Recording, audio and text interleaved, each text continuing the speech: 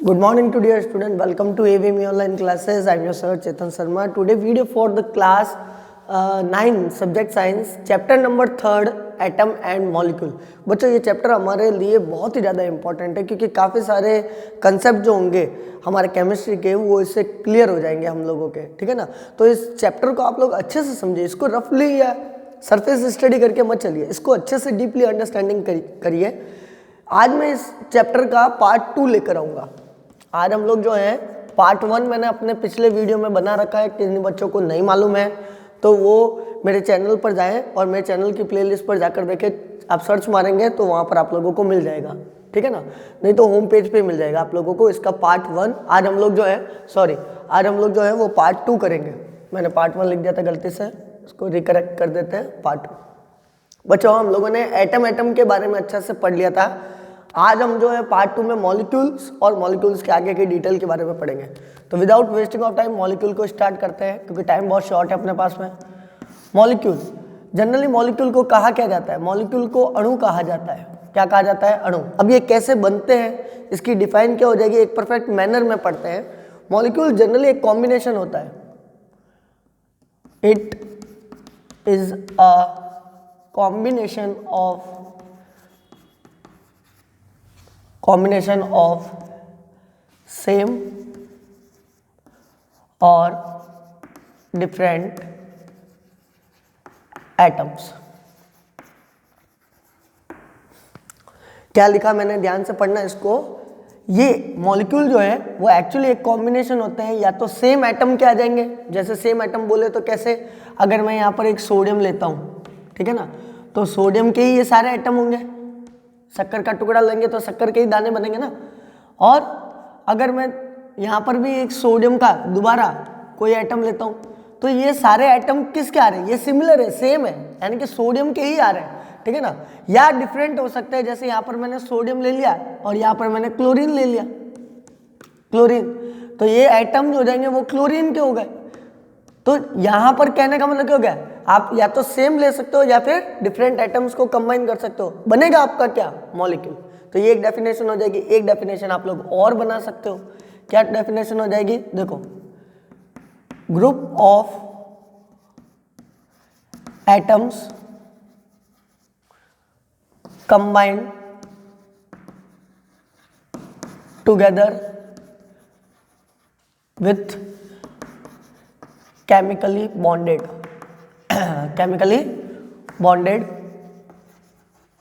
with each other।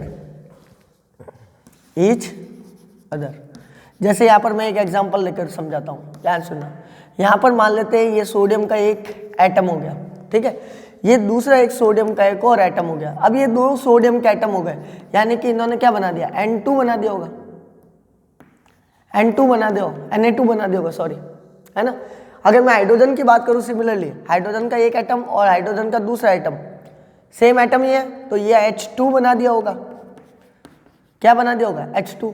अब इनको तो आप लोग एटम बोलोगे क्योंकि ये कंबाइन कर रहे हैं, लेकिन ये मॉलिक्यूल्स हो जाएंगे। क्लियरली हो गया। अब यहाँ पर जो है वो इनको केमिकली बॉन्डेड करके बनाया जाता है, यानी कि ये हाइड्रोजन दूसरे हाइड्रोजन से अट्रैक्ट होगा ना, वो बॉन्ड बनाएगा, रिलेशन बनाएगा। वैसे ही सिमिलरली सोडियम दूसरे सोडियम से अगर अटैच होगा तो वो एक बॉन्ड बनाएगा। तो बॉन्ड बनाना भी जरूरी है, ठीक है ना, वो केमिकली बॉन्डेड होंगे, ठीक है। तीसरी बात करते हैं, तो मॉलिक्यूल जो होते हैं बेटा, ध्यान से सुनना, molecules exist in independent form in the nature, independent form in the nature। ये क्या मतलब हो गया? ध्यान से सुनो, यानी कि मॉलिक्यूल जो होते हैं वो हमेशा एटम की तरह नहीं होते। एटम तो क्या होगा, कई बार नेचर, क्यों, एटम बहुत छोटा होता है ना, एटम बहुत स्मॉलेस्ट पार्टिकल है। अब वो नेचर में कैसे आएगा? वो नेचर में फ्रीली फॉर्म में आ ही नहीं सकता है, इंडिपेंडेंट फॉर्म में नहीं आ सकता, वो कंबाइन होकर ही आएगा। और जब एटम कंबाइन होकर आ जाए तो वो क्या हो जाएंगे? मॉलिक्यूल्स। अभी मैंने आप लोगों को बताया था। तो मॉलिक्यूल्स हमेशा क्या होते हैं? इंडिपेंडेंट फॉर्म में पाए जाएंगे, यानी कि ये नेचर में खुले फॉर्म में। तो जब खुले फॉर्म में होंगे तो ये क्या कर सकता है? It can take participate in it can be takes participation in chemical reaction, क्योंकि ये केमिकली बॉन्डेड हो गए। मॉलिक्यूल्स हमेशा किसी भी केमिकल रिएक्शन का हिस्सा होते हैं, एटम्स नहीं होते, लेकिन इनडायरेक्टली एटम भी आ गए। पार्टिसिपेशन इन केमिकल रिएक्शन, ठीक है। जो मैं बता रहा हूं आप लोग ध्यान से सुनना, समझना, इसको अंडरस्टैंडिंग करना और लिखते रहना। अब यहां पर मैं बात करता हूं बच्चों, ध्यान से सुनना। मॉलिक्यूल्स वेरियस टाइप्स के भी हो सकते हैं। जैसे मैं आपको बता देता हूं, जैसे अगर मान लो मैं नोबल एटम्स की बात करूं, नोबल मेटल के एटम्स की बात करूं, तो नोबल मेटल के एटम जनरली क्या होंगे, वो सिंगल फॉर्म में। जैसे मैंने हीलियम की बात की, मैंने ऑर्गन की बात की, मैंने क्रिप्टॉन की बात की, मैंने जिनॉन की बात की, मैंने रेडॉन की बात की। ये सारे क्या होते हैं, ये सारे के सारे, नियॉन की भी ले लेते हैं, चलो नियॉन की भी बात की। ये सारे के सारे क्या होंगे, मोनो एटॉमिक होते हैं, यानी कि सब एक ही है, सिंगल होंगे। तो ये सब मोनो एटॉमिक होंगे। तो मोनो एटॉमिक होने का मतलब क्या हो गया, आप लोग उसके साथ में उसकी एटॉमिसिटी भी देख रहे हो। मोनो एटॉमिक होने का मतलब क्या हो गया, ये सब एक ही एटम के बने हुए हैं, एक ही एटम इसके अंदर आ रहा है, तो ये मोनो एटम हो गए। तो कहीं ना कहीं मॉलिक्यूल से हम लोगों को उसकी एटॉमिसिटी के बारे में भी पता चलता है, जो मैं आगे वाले टॉपिक में करूंगा, एटॉमिसिटी क्या होता है। लेकिन अभी के लिए फिलहाल आप ये समझो कि मॉलिक्यूल की वजह से ही हम लोगों को क्या पता चलता है, एटॉमिसिटी के बारे में पता चलता है। तो यहाँ तो ये सारे एक ही एटम के बने हुए हैं, तो एक ही एटम आया हुआ है, तो इसको बोल दिया जाएगा मोनो एटॉमिक। अच्छा, अगर मैं दूसरा बात करूं, जैसे मैंने हाइड्रोजन की बात कर ली, मैंने क्लोरीन की बात कर ली, ठीक है ना। ये दोनों क्या हो गए, ये दोनों, मैंने O2 की बात कर ली, है ना। तो ये सब क्या हो गए, ये देखो सब में दो दो एटम आ रहे हैं, तो दो दो एटम आ रहे हैं, तो ये किस नेचर के हो गए, इनकी एटॉमिसिटी क्या हो गई, आप लोग इनकी एटॉमिसिटी बता दो। एटॉमिसिटी हो जाएगी इनकी, ये बाई एटॉमिक हो जाएंगे, या इनको बाई एटॉमिक की जगह पर आप लोग डाई एटॉमिक भी लिख सकते हो। ये सब नेचर में क्या होते हैं, डाई एटॉमिक फॉर्म में होते हैं। अच्छा, वैसे ही यहाँ पर अगर मैं O3 ले लूँ, ठीक है, और नाइट्राइट तो अलग हो जाएगा। O3 फॉर्म यानी कि ओजोन का जो फॉर्म होता है, उसकी एटॉमिसिटी कितनी हो जाएगी, उसकी एटॉमिसिटी हो जाएगी ट्राई एटॉमिक। ऐसे ही पॉलीएटॉमिक भी बना सकते हो आप लोग। पॉलीएटॉमिक कैसे, पॉलीएटॉमिक हो जाएगा, जैसे मैं बोल रहा हूँ S8। अब सल्फर में देखो, सल्फर में कितना आ गए, S8 आ गए। आप लोग फॉस्फोरस को ले लो, फॉस्फोरस में P4 होते हैं, तो ये सब क्या हो गए, ये हो गए आप लोगों के पॉलीएटॉमिक।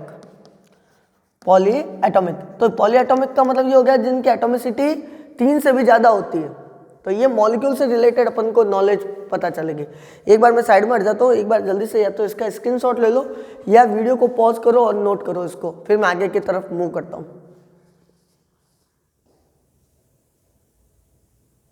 चलिए नेक्स्ट, अब हम लोग आगे की तरफ मूव करते हैं। ध्यान से सुनना।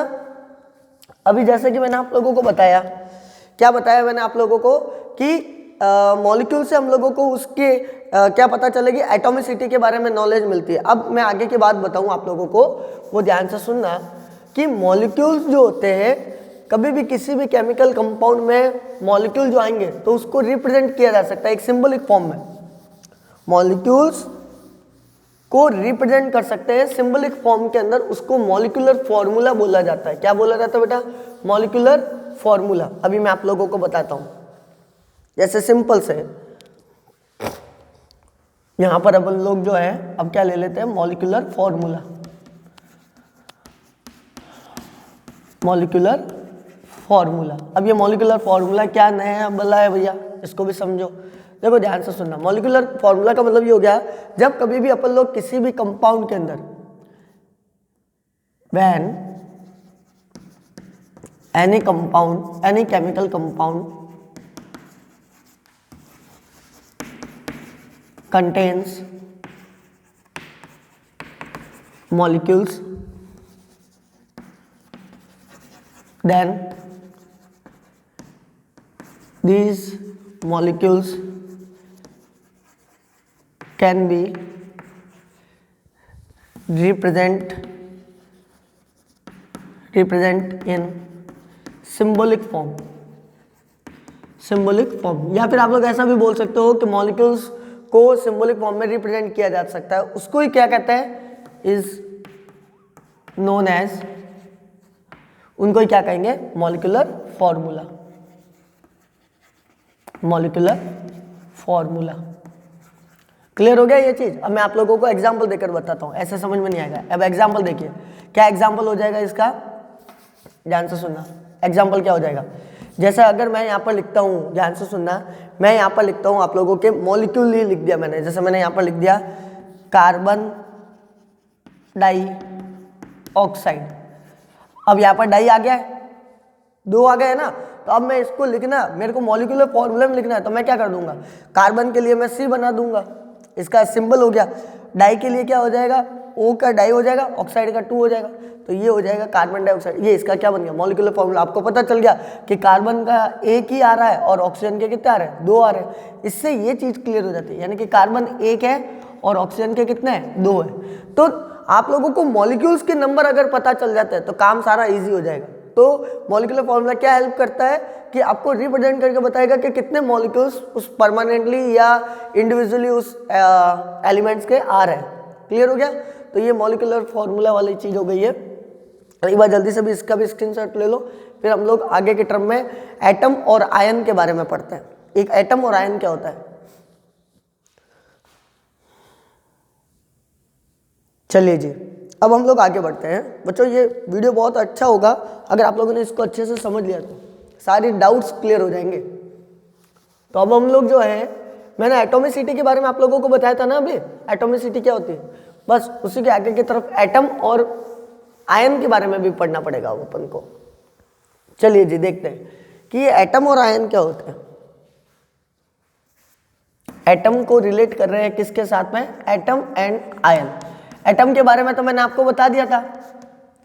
एटम क्या होगा, हमेशा नॉन सेपरेबल होगा, यानी कि एटम को डिवाइड नहीं किया जा सकता है ना, एटम को डिवाइड नहीं किया। लेकिन अगर अपन डीपली देखें तो एटम का एक स्ट्रक्चर बनता है, जो मैं अभी आप लोगों को डिटेल में तो नहीं बताऊंगा क्योंकि ये आप लोगों का 4th चैप्टर में आएगा। लेकिन एटम का एक स्ट्रक्चर होता है, देखो इस तरह से, ये एटम है, एटम एक स्फीयर की तरह होता है, ठीक है ना, और उसके बिल्कुल सेंटर के अंदर प्रोटॉन और न्यूट्रॉन प्रेजेंट होते हैं, और यहाँ आउटर ऑर्बिट में कौन चक्कर लगाते हैं, इलेक्ट्रॉन।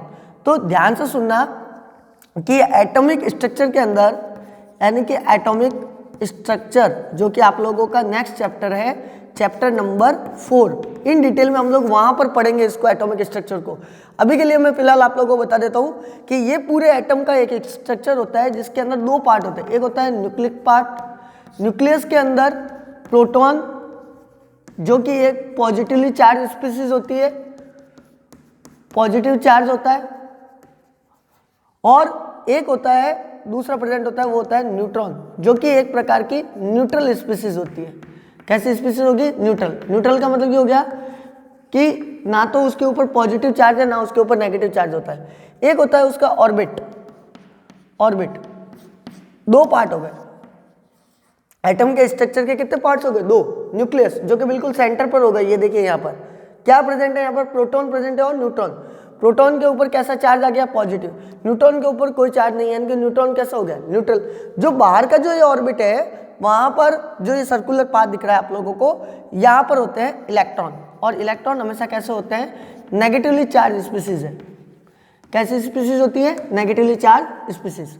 अब बच्चों ये तो आप लोगों को एटम के बारे में पता चला, एटम को डिवाइड नहीं किया जा सकता, लेकिन नेक्स्ट चैप्टर में हम लोग ये भी पढ़ेंगे कि एटम को डिवाइड किया गया, एटम को डिवाइड किया गया तब जाकर के आप लोगों को ये पता चले होंगे, है ना, नहीं तो कैसे पता चलता। अब ये आयन का क्या फंडा हो गया, ध्यान से सुनना। कई बार क्या होता है, जैसे कोई भी एटम होगा ना, एटम क्या करेगा एटम 2 कंडीशन कर सकता है आयन लाने के लिए। अब एटम से आयन में कन्वर्ट होना है, एटम से किस में कन्वर्ट होना है, उसके आयन में बनना है। तो कोई भी एटम जो होगा वो आयन में कैसे कन्वर्ट होगा, उसके पीछे देखो 2 कंडीशन हो सकती है। पहली कंडीशन क्या होगी, first condition, atom can lose electron. Atom क्या करेगा, लूज इलेक्ट्रॉन करेगा, तो उसके ऊपर क्या आ जाएगा, पॉजिटिव चार्ज आ जाएगा, और जैसे ही पॉजिटिव चार्ज आएगा वो क्या बना देगा, कैटायन। क्या बना देगा, कैटायन। तो कैटायन को हमेशा क्या बोलते हैं, पॉजिटिवली चार्ज आयन बोलते हैं। देखो आयन 2 तरह के हो गए ना, आयन 2 तरह के हो गए। एक तो हो गया कैटायन जो कि पॉजिटिवली चार्ज होगा, और अब देख एक और बताता हूँ। दूसरा, अगर मान लो वही एटम जो है या दूसरा कोई एटम है वो क्या कर रहा है, कैन गेन इलेक्ट्रॉन, वो इलेक्ट्रॉन को गेन कर रहा है कहीं से भी, किसी भी वे से उसके पास में इलेक्ट्रॉन आ ही रहे हैं उस एटम के पास में, तो वो कौन सा चार्ज कैरी कर जाता है, वो नेगेटिवली चार्ज बन जाता है और उसको बोला जाता है एनायन। क्या बोला जाएगा, एनायन। तो होल आप लोगों को सिनेरियो समझ में आ गया कि आयन कितने तरह के हो गए, आयन बेसिकली 2 टाइप्स के हो गए, एक हो गया कैटायन और एक हो गया एनायन। कैटायन हमेशा कौन से होंगे, पॉजिटिव, और वो कब आएंगे, जब वो इलेक्ट्रॉन को क्या करेंगे, एटम अपने पास में से इलेक्ट्रॉन को क्या कर देंगे, लूज कर देंगे, दे देंगे।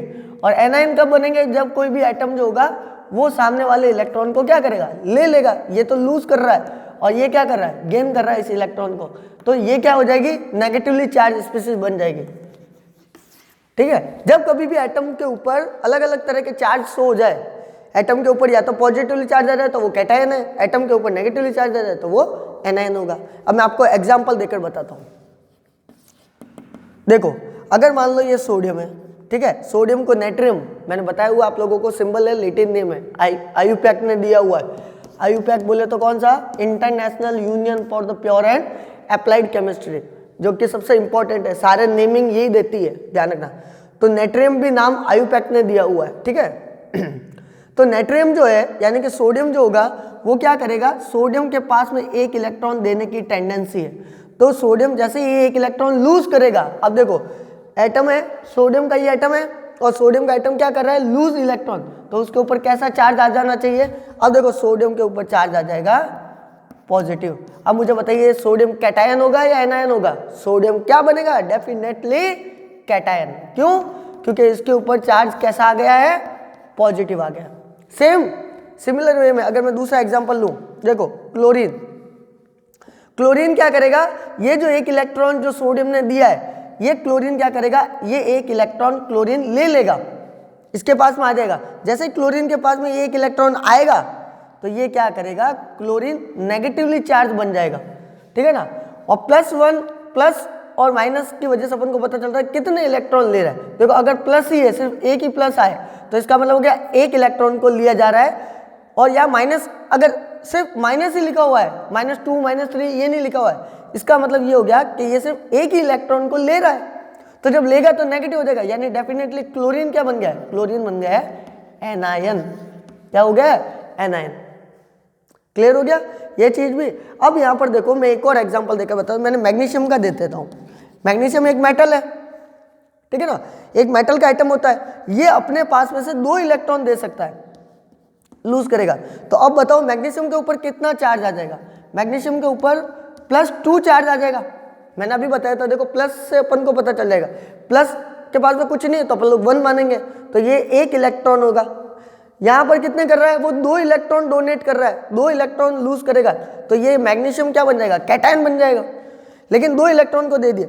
यहाँ पर क्लोरीन क्या करेगा, अगेन 2 इलेक्ट्रॉन ले लेगा। यहाँ एक चीज ध्यान रखना, जरूरी नहीं है सिर्फ क्लोरीन ही हो, और भी कोई दूसरा उसको डोनेट ले सकता है, उससे गेन कर सकता है। तो क्लोरीन के ऊपर क्या आ जाएगा, -2 चार्ज आ जाएगा, ठीक है ना।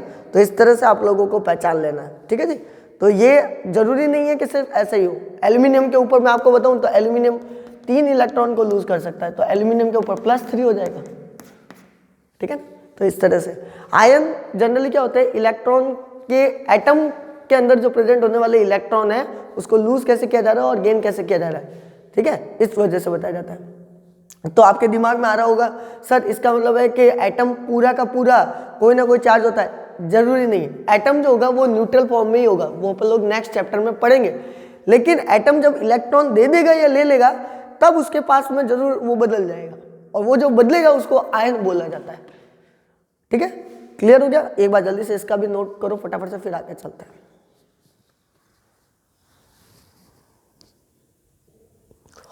ओके डियर स्टूडेंट, अब हम लोग आगे बढ़ते हैं। देखो जनरली क्या होता है, अब नेक्स्ट टॉपिक में जो हम लोग पढ़ेंगे ना वो वैलेंसी के बारे में पढ़ेंगे। अब देखो वैलेंसी क्या होता है, एटम, आयन और वैलेंसी। अब हम तीनों को एक साथ लेकर पढ़ते हैं।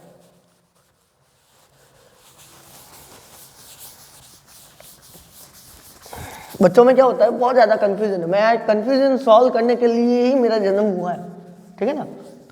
क्या है कि बच्चे आधे से ज़्यादा कंफ्यूज यूँ हो जाते हैं, सर ये चैप्टर बहुत लेंथी है, ये क्या दे दिया वगैरह, क्या है फलाना क्या है। कंफ्यूज नहीं होने का, है ना। एटम जब इलेक्ट्रॉन लूज करेगा, सुन लो तो ध्यान से सुनो, वो कौन सा आयन बनाएगा। दो तरह के आयन होते हैं भैया, कैटायन एनायन। कैटायन हो गया पॉजिटिव, एनायन हो गया नेगेटिव, बोले तो झकास। अब इलेक्ट्रॉन जब लूज होंगे तो ध्यान से सुनो, वो कैटायन बनाएगा। जब कोई भी एटम अपने में से इलेक्ट्रॉन लूज कर रहा है, ज्यादा होगा तभी तो देगा भाई, तो उसके ऊपर कैसा चार्ज आ जाएगा, पॉजिटिव। क्लियर हो गया। सोडियम के केस में बता दिया, मैग्नीशियम के केस में बता दिया, एल्यूमिनियम के केस में बता दिया, और भी कई मेटल होंगे। चलो आगे ले लेते। अगर मान लो वो इलेक्ट्रॉन गेन कर रहा है, कोई भी एटम जो है वो इलेक्ट्रॉन को गेन कर रहा है, तो वो क्या बना देगा, एनायन बना देगा। सिंपल है, मजेदार है। अब यहां पर वैलेंसी क्या टर्म हो गया, वैलेंसी। जनरली वैलेंसी होता क्या है, वैलेंसी होता है combining capacity, combining capacity of an atom of element.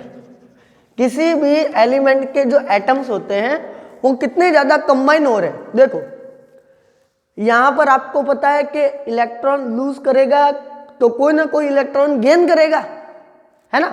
तो इलेक्ट्रॉन जो लूज कर रहा है उसके ऊपर कैसा चार्ज आ गया है, वही उसका क्या कहलाएगी, वैलेंसी। देखो इस केस में मैं बताता हूं, सोडियम का केस मैंने बताया था, सोडियम अपने में से एक इलेक्ट्रॉन डोनेट कर सकता है, तो सोडियम के ऊपर चार्ज क्या आ गया, प्लस। अब आप लोग +1 बोलो या प्लस बोलो, एक ही बात है, वो एक ही कर सकता है, इसकी औकात सिर्फ एक देने की है, तो वो +1। तो ये +1 एक्चुअली है क्या भैया, ये इसकी वैलेंसी है। ये जो जितना चार्ज आ रहा है ना वो उसकी वैलेंसी है।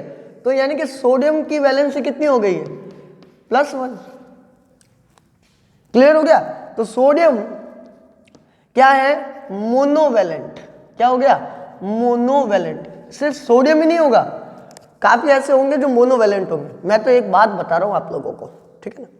अच्छा तो वैलेंसी का चक्कर ले लेते भैया। तो वैलेंसी जैसे आयन पॉजिटिव और नेगेटिव हो सकते हैं, वैसे वैलेंसी क्या पॉजिटिव और नेगेटिव हो सकती है।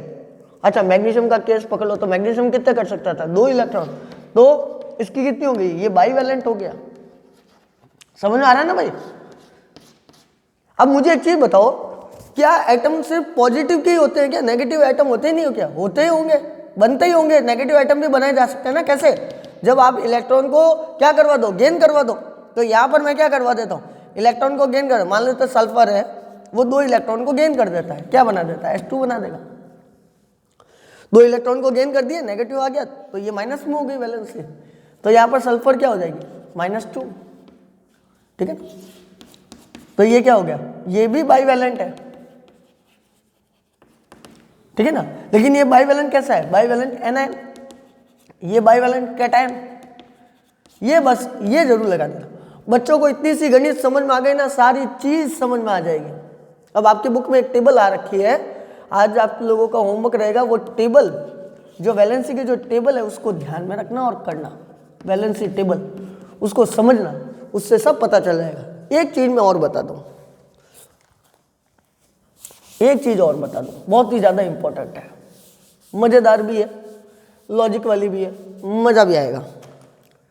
देखो वैलेंसी जो होती है, ध्यान से सुनना, वो वेरिएबल भी हो सकती है। वेरिएबल कैसे, समटाइम्स क्या होगा, some atoms can be show variable valency. वो क्या करेंगे, वेरिएबल वैलेंसी शो कर देंगे। कैसे, अब आपके दिमाग में आ रहा होगा कैसे, हाउ, कैसे, ठीक है ना। तो इस कैसे का भी आंसर है। जैसे अगर मैं मान लो एग्जांपल के तौर पर आपको बताऊं, ध्यान से सुनना, मैं आपको बता रहा हूं कॉपर, ठीक है, कॉपर Cu, इसको क्यूप्रम बोलते हैं, ठीक है ना। तो ये क्यूप्रस अगर ये 2 इलेक्ट्रॉन लूज करे, देखो कॉपर जो है वो 2 इलेक्ट्रॉन अगर लूज करता है तो ये Cu+2 में बदल जाएगा, तो क्यूप्रम क्यूप्रस में बदल जाएगा, ये क्यूप्रस कहलाएगा, क्यूप्रस, ठीक हो गया। अगर कॉपर जो है वो 3 इलेक्ट्रॉन लूज कर दे, 1 इलेक्ट्रॉन और दे सकता है ये, तो ये +3 यानी ये क्यूप्रिक में बदल जाएगा। हो सकता है आयरन का केस देखो, आयरन में भी हो सकता है। आयरन जिसको फेरम बोलते हैं, Fe अगर 2 इलेक्ट्रॉन लूज करता है तो Fe+2 बनाएगा। ठीक है जी। यहां वैलेंसी कितनी आ रही है, यहां वैलेंसी आ रही है +2, एटम तो वही है। यहां वैलेंसी कितनी आ रही है, यहां वैलेंसी आ रही है +3, एटम तो वही है। फर्क क्या आ गया, यानी कि एक ही एटम एक से ज्यादा वैलेंसी शो कर रहा है कि नहीं कर रहा है। Some atoms can be show the variable valency, एक ही एटम एक से ज्यादा वैलेंसी शो कर रहा है, ये +2 भी दे रहा हो +3 भी दे रहा है, हो गया ना वेरिएबल वैलेंसी। क्लियर हो जाना चाहिए हर एक फंडा। तो यहां पर देखो ये तो बना देगा क्या, ये बना देगा फेरस, और जैसे ही Fe+3 करेगा तो ये 3 इलेक्ट्रॉन को लूज करेगा, पॉजिटिवली +3 बन जाएगा, क्या हो जाएगा, फेरिक। ऐसे मरकुरी भी होता है, ऐसे स्टेनलेस भी होता है, सब होता है, ठीक है ना, स्टैमिनिक।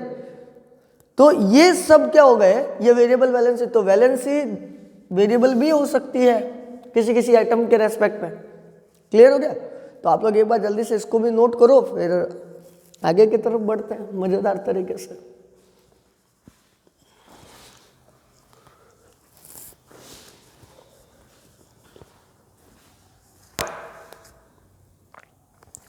ओके डियर स्टूडेंट, अब आएगा chemical formula.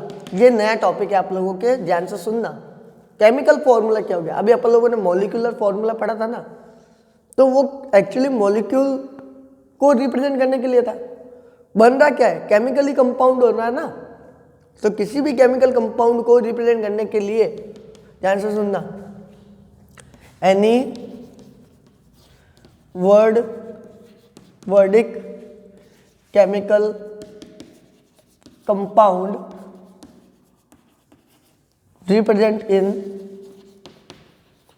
represent by a formula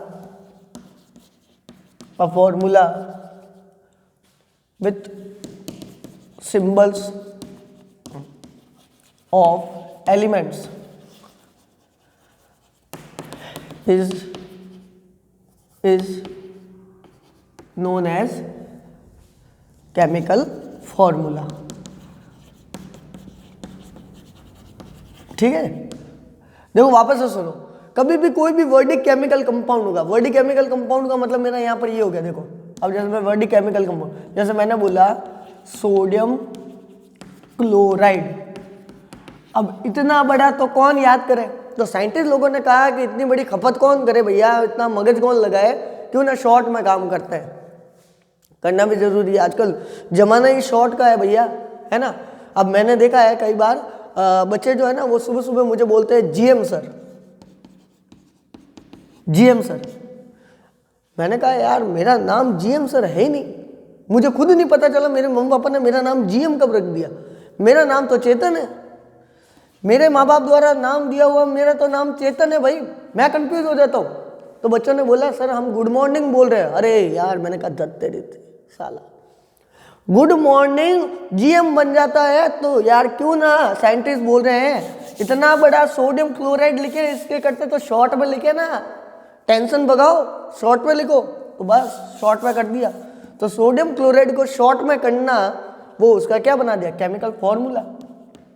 अब इसके लिए किया क्या जाता है, इसके लिए खेलते हैं ट्रिक टिका टिक टिक, यानी कुछ ट्रिक्स होती है या कुछ आप लोग सर्टन रूल्स बोल दीजिए। अब ट्रिक तो मैं मेरे जैसे लफाड़िया लोग ही बोलेंगे, आप लोग तो रूल्स ही बोलना भैया, ठीक है ना, आप लोगों को तो रूल्स ही बोलना पड़ेगा। चलो तो सोडियम क्लोराइड के रूल्स क्या होंगे, सबसे पहले यहाँ पर आप लोग क्या करोगे, एलिमेंट्स के नेम लिखोगे। तो कौन कौन से एलिमेंट्स आ रहे हैं, एक तो आ रहा है सोडियम और दूसरा आ रहा है क्लोरीन, ठीक है। अब एलिमेंट्स के लिख दीजिए सिंबल, देखो पहले प्रोसेस में ही हो गया, सेकंड प्रोसेस में ही हो गया। अब लिख दिया एलिमेंट के सिंबल, तो सोडियम का सिंबल होता है Na, मैंने आपको बताया था नाइट्रियम, क्लोरीन का सिंबल होता है Cl। अब यहाँ पर लगाइए इनकी वैलेंसी, इसलिए मैंने कहा था वैलेंसी याद होना बहुत ज़्यादा जरूरी है। सोडियम की वैलेंसी होती है +1, क्योंकि ये सोडियम एक ही इलेक्ट्रॉन लूज करता है तो कितना चार्ज आ जाएगा, +1। ये एक इलेक्ट्रॉन लेगा तो कितना चार्ज आ जाएगा, -1। अब आप करवा दो क्रिस क्रॉस, क्रिस मूवी देखी ना, बस ऋतिक रोशन को लाना है, क्रिस क्रॉस कराओ, ऐसा क्रॉस कराओ, इसको इसके साथ, तो क्रिस क्रॉस करवा दिया। अब देखो क्रिस क्रॉस लिखना नहीं है, बस करवा दिया आप लोगों ने। यहाँ पर लिख दो, क्या लिख दोगे आप लोग, केमिकल फॉर्मूला। ये केमिकल फॉर्मूला बन गया। क्या केमिकल फॉर्मूला बना, सोडियम कहाँ आ रहा है भैया, सोडियम आ रहा है -1 के साथ, क्लोरीन आ रहा है +1 के साथ। अब देखो आपको पता है तो मैंने सिर्फ NaCl लिख के छोड़ दिया। एक्चुअली ये बना कैसे, सीधी सी बात है, जब सेम चार्ज होंगे, सॉरी सेम वैल्यू होगी, चार्ज डिफरेंट होंगे तो ये एक दूसरे को कैंसिल कर देंगे, प्लस का 1 माइनस का 1 कैंसिल आउट हो जाएगा, डायरेक्ट क्या पुट किया जाएगा, Na और Cl। एक और करके बताता हूं, अब मैं ले लेता हूं किसका ले लू रे, मैग्नीशियम क्लोराइड का ले लेते हैं, मैग्नीशियम क्लोराइड इसका ले लेते हैं। तो अगेन देखो सबसे पहले मुझे क्या लिखना पड़ेगा, एलिमेंट्स, तो मैं लिख देता हूं यहां पर एलिमेंट्स कौन से हो गए, एलिमेंट्स तो एक तो हो गया है मैग्नीशियम और दूसरा हो जाएगा वो हो जाएगा क्लोरीन। क्लियर है, चलो अब मैं क्या लिखूंगा, इनके सिंबल, अब मैं इनके सिंबल लिख देता हूं। तो मैग्नीशियम का सिंबल होता है Mg और क्लोरीन का सिंबल होता है Cl। अब मैं क्या लिखूंगा भैया, वैलेंसी, तो मैं वैलेंसी लिख देता हूं। तो वैलेंसी, मैग्नीशियम की वैलेंसी, मैग्नीशियम +2 देता है यानी 2 इलेक्ट्रॉन लूज करेगा, तो क्लोरीन 2 इलेक्ट्रॉन को क्या करेगा, क्लोरीन की वैलेंसी -1 होगी, ध्यान रखना। ये 2 इलेक्ट्रॉन लेगा नहीं, लेने की ताकत तो इसकी -1 है, तो इसके चार्ज -1 ही आएगा, ठीक है ना, -1। अब इसका क्या कर देते हैं, criss cross, CC criss cross करो, तो क्रिस क्रॉस कराना नहीं है, ऐसे ही बस शो करना है, इसको इसके साथ, इसको इसके साथ। तो अब देखो फॉर्मूला क्या बनेगा, केमिकल फॉर्मूला क्या बनेगा, मैग्नीशियम के साथ क्या आ रहा है बेटा, मैग्नीशियम के साथ आ रहा है 1। अब देखो प्लस और माइनस ये लगाते नहीं है फॉर्मूला में, कभी भी प्लस और माइनस नहीं लगाए, केवल डिजिट लिखो, डाटा लिखो, वैल्यू रखो। Cl के साथ क्या आ रहा है, Cl के साथ आ रहा है 2, तो यहां पर मैं लिख देता हूं Cl के साथ 2। अब कभी भी क्या होता है, कभी भी 1 होता है ना, वो चाहे लिखो चाहे नहीं लिखो एक ही बात है। एक्चुअली इसका केमिकल फॉर्मूला बन गया MgCl2। तो इस तरह से ये मेथड होता है, ठीक है, इसको फॉलो करना, अच्छे से देखना, समझना इसको। और भी मैं कल तो क्या, अब मेरा जब भी नेक्स्ट वीडियो आएगा तो मैं और भी आगे आप लोगों को केमिकल फॉर्मूला बताऊंगा। फिर अपना एक लास्ट टॉपिक रहेगा, वो रहेगा मोल कंसेप्ट। तो अगले वीडियो में चैप्टर कंप्लीट हो जाएगा। ओके, तो स्टे बाय, थैंक यू।